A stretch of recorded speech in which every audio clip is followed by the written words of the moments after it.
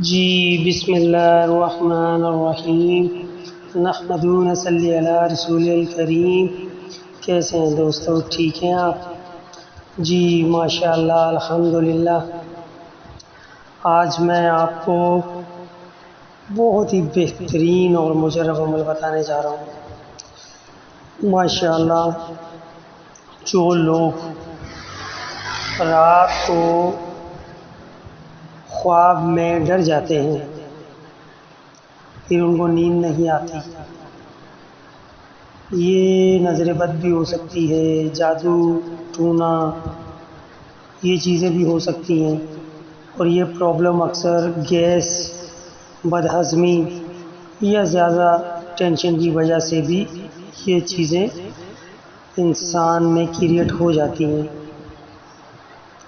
تو انشاءاللہ ان سب چیزوں سے حفاظت کے لیے میں آپ کو آج بہت ہی بہترین عمل بتانے جا رہا ہوں۔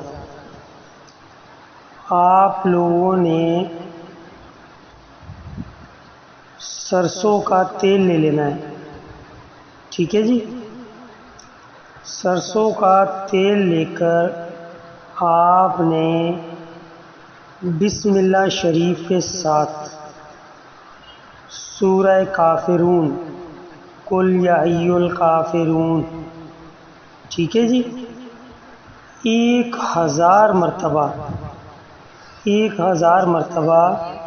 آپ نے اس کا ورد کرنا ہے بمائے بسم اللہ شریف کے ساتھ۔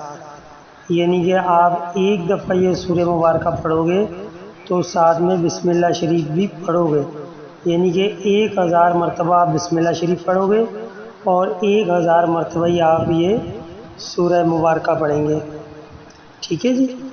اور یہ پڑھنے کے بعد آپ نے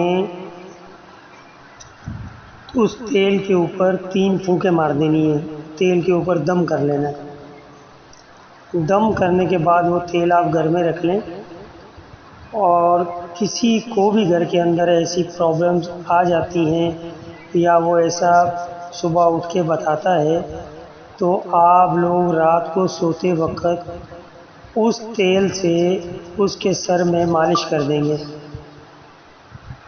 اور مالش کرنے کے بعد وہ سو جائے۔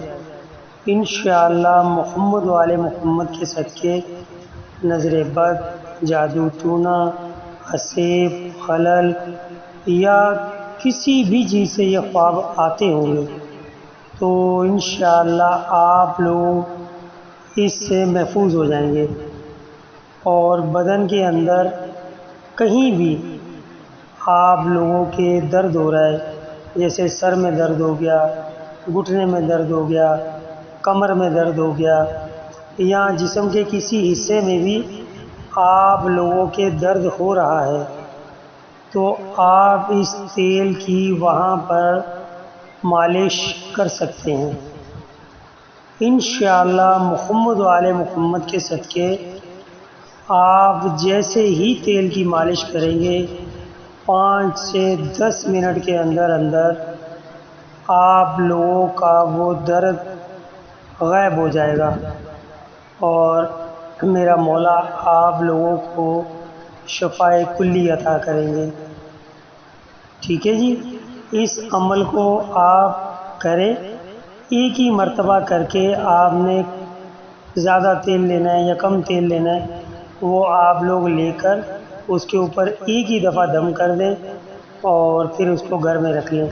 جب بھی آپ کو ضرورت پڑے تو آپ اس تیل کا استعمال کر سکتے ہیں، ٹھیک ہے جی؟ کوئی بھی چیز آپ کو سمجھ میں نہ آئے تو کمنٹس میں لکھ کر پوچھ سکتے ہیں۔ شکریہ، مہربانی۔